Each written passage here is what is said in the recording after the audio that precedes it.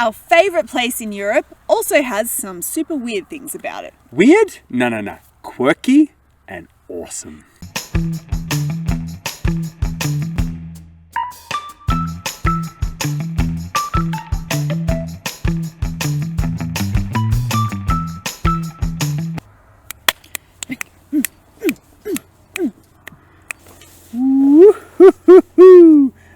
How's that for some sloth socks? In time, a place in time that we once visited when we were young. You need it. You don't need your knee in the camera. I have a nice knee.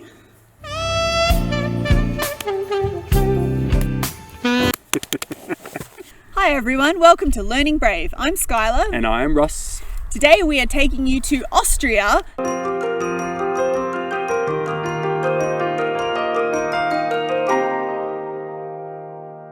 And we're going to take you behind the scenes and show you some of the weirdest things about our favourite place. Normally when we look at Austria, guys, you're looking at the picturesque, amazing Alps. You're looking at the people wearing lederhosen, including myself. Or the wonderful people from Bavaria wearing their gorgeous dirndls. My wife. It's true. It's very picture perfect. It's everywhere you look looks like a postcard, and there really are cowbells and dirndls. There seriously is. Oh, it's amazing. Like, it's our favourite country so far in Europe. So we went to 13 countries? 13 countries in Europe. 13 countries in 9 months as a family of 7. And Austria won top place. It did. It ticked all the boxes. But today we're not going to talk about those usual things. We're going to talk about the picturesque views, the food, the bacon wrapped sausages. No, we're not going to do that. Oh, we're going to talk about some of the quirky things that you'll find in Austria. Number 1, kneipp therapy. Oh, yes. This is like kneipp Ross's therapy. favourite thing ever. Now let me tell you a little bit about Sebastian Kneipp. Can you make it brief? I will make it brief. I will try to take off my historian hat here. But Sebastian Kneipp was a Bavarian priest living in the, I think it was about 1820s through 1880. And he was one of the very forefathers of naturopathy. True naturopathy, particularly hydrotherapy, which is cool, right? You think, oh wow, that's great. But 1800s, he was experimenting on hot and cold water and different therapies to try to heal people, and it lasts to today. This very long-winded description is actually just telling you that this guy came up with some therapy using freezing cold water that's meant to be good for your system. No, not just freezing cold, hot water too.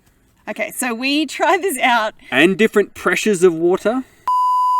We tried this out in Salzburg. We were in the Mirabella Gardens, weren't we?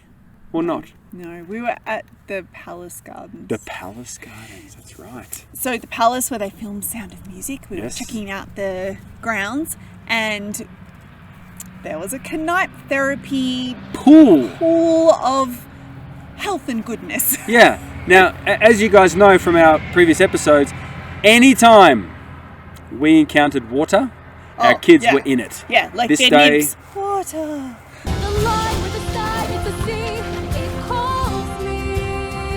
This day was no exception. They were straight in it. Now, it's not a swimming pool, kids. It's a kneipp therapy pool. For specific.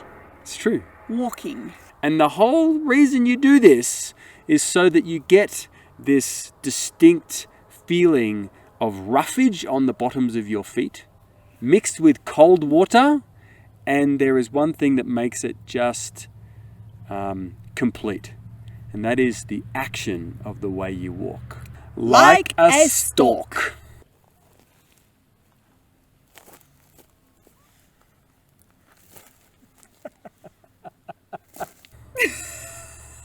True. That is exactly what you were just watching. Who knew walking in freezing cold water like a stalk is something Austrians are into? It's amazing. I did not know that. Go and look it up in Google. It's amazing. There's like thousands of kneipp therapists around the world. And us coming from Australia, we were like, this is weird. Yes. This is hydrotherapy. honoring Sebastian Kneipp. Sebastian Kneipp therapy.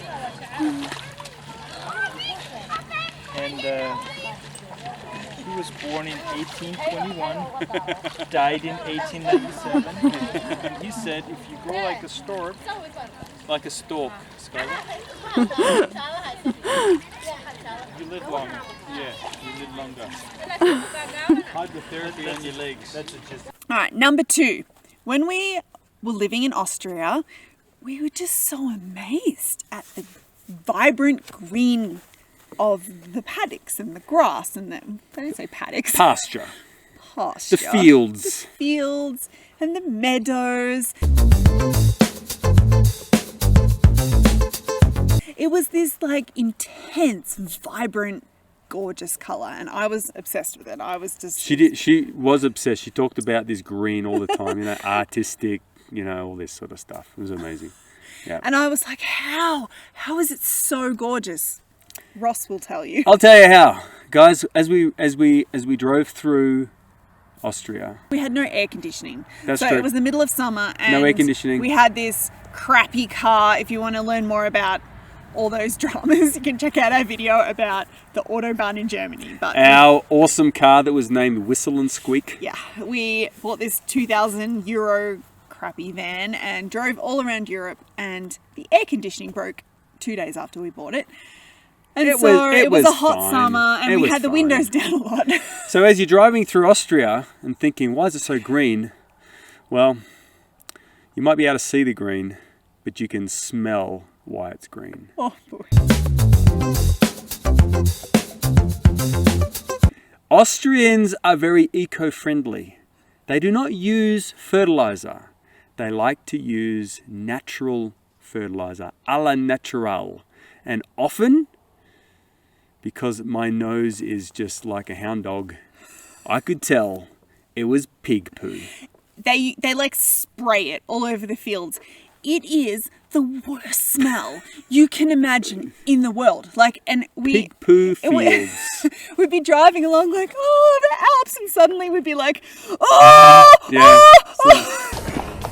Oh, Shrek, did you do that? Man, you gotta warn somebody before you just crack one off. My mouth was open and everything. It's like, the hills are alive with the sound of stinks! Stinks! You're right. Oh, my. I mean, like, quick, get the windows up. And it was just like, it would just hit you like a wall. It was like a wall of smell. It's like, quick kids, windows up! Keep the smell out. We felt like we could distinguish sometimes, after we'd been there for a while, different varieties of manure that they use, but pig was the worst. Believe me, donkey, if it was me, you'd be dead.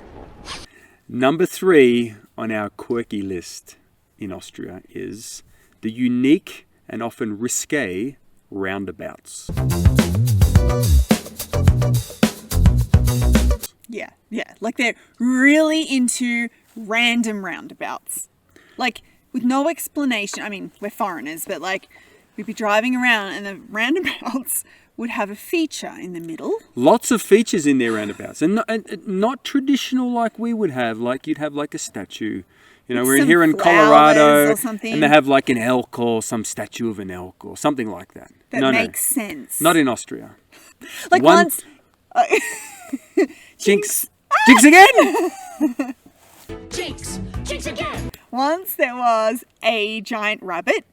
Yes. Another time we saw a suspended helicopter. Yeah. And so the time we mostly want to tell you about was the giant man peeing on his wife. Yeah, true. No kidding. True. We were on our way back from Grossglockner. We'd spent the whole day up on one of the tallest mountains in Austria. And on our way back, we came to this roundabout, and there was this gigantic stone man. From afar, you could see they were huge. They were probably about 20 or 30 feet high. They weren't small. 20 or 30 feet high sort of statues. Of this man and a woman and next a woman. to him. But as you get closer, you can tell that the man has water leaking out of him. No, there was a shelf in a strategic spot. You better not wink at me. Don't you wink at me! with a waterfall coming out, like he was peeing, and then the statue across from him, the woman, was just standing there watching. Was just there looking down at her husband peeing at her feet. Like, talk about random. Like, Austria. Gotta love it. Like, we laughed our heads off, and we, for the life of us, couldn't figure out, is this the town of man peas on wife? Like, is there a correlation? I don't know. Is there a German word for that? Sounds... Any Germans out there, tell us. Man peas on wife. As I came to the roundabout, I went round and round and round a few times just to make sure I just really got it in here, what this statue was telling us. See, here at Learning Brave, you will discover things about countries you had no idea about. No idea. Hang on. Yeah, I'm videoing. I'll video some stuff. This is... This is some people peeing. That's the man having a pee and his wife is just looking at him. This is a roundabout It's true. in Austria. What the heck? Pee? That's some pee. We're going around a roundabout. That's all for recording. Oh, it's all... I told you to not record me. Okay, crazy weird thing about Austria, number 4, is hidden treasures in the mountains. What Namely, sort of treasures? Icecream Huts. Oh, ice cream. Yeah. They have the best ice cream there. Like, even like the cheapest crappy, it's not crappy, the cheapest ice cream you can buy. Like no-name brand like at the if you buy supermarket. that in the US or Australia, Nasty. Nasty. Nasty. yeah, so nasty. Nasty. Nasty. The American, nasty. Nasty. That is so nasty. It was so nasty. Well, it ain't nasty. Well, in Austria, In Austria. it's amazing. Like, even their cheapest ice cream is to die for. And we went on a hike into the Alps, and it was amazing because there was like hidden ropes courses and slides down the mountain. It was amazing. And at the top of the mountain, hidden ice cream huts. They're everywhere. You go hiking in Austria, in the Austrian Alps, we're talking about little gingerbread houses that are staffed and making you ice cream sundaes. So cool. Like, it kind of ruins you for life. Like, we're a bit like, Nothing compares. where is my ice cream sundae? At It's the top of the mountain. It's amazing actually because Austria was the first country we went to and it did ruin the rest of our 9 months because it's like nothing's better than Austria. Yeah, it was pretty amazing. Like, this is a good weird thing. Yeah, like well, they're all good weird. Where are your gingerbread houses up in the mountains serving Selling ice cream? Ice cream sundaes. Germany in the Black Forest doesn't exist. Okay, number 5 on the quirky list for Austria is they are obsessed with all things Mozart. And guess what? So is he. You can buy little Mozart chocolates. Remember those? No, you can buy Mozart balls. Yeah, Mozart balls. And Mozart statues and Mozart. We actually bought, I don't have it anymore, we lost it, but we bought a Mozart rubber ducky. Really? Yeah, that was like our Mozart souvenir. Could we forget that?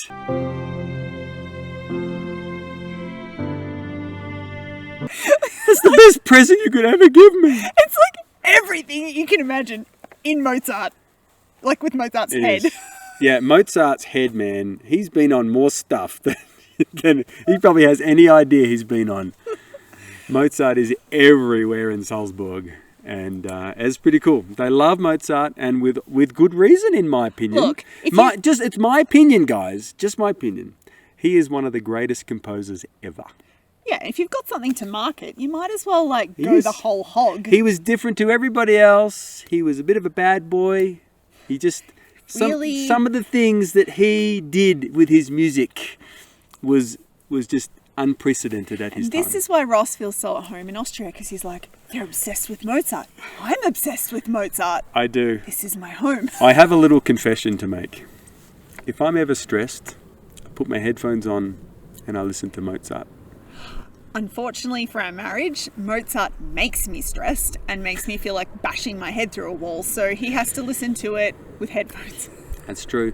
But I did get my youngest kids, as they grew up listening to Mozart as they went to bed, and now they need their Mozart to go to sleep now. Okay, thank you, Austria, for some of the weirdest, coolest things we've ever seen in our life. We love you. We can't wait to come back again. Okay, I hope that you feel excited to discover your own strange things about places that you visit. I would love to hear from some of you guys about some of the quirky, weird things that you've experienced on your trips. Yes. Please comment about that. Please We'd tell love to us hear what it. are your favorite, weird, cool, crazy, weird things. Love it. All right, thank you, everyone. We will see you next time. Bye. Goodbye.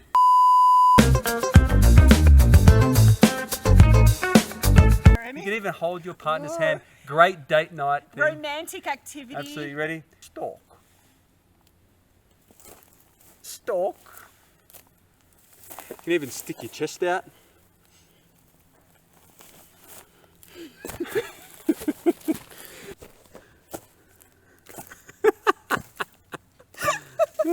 Here is a speed stalk walk.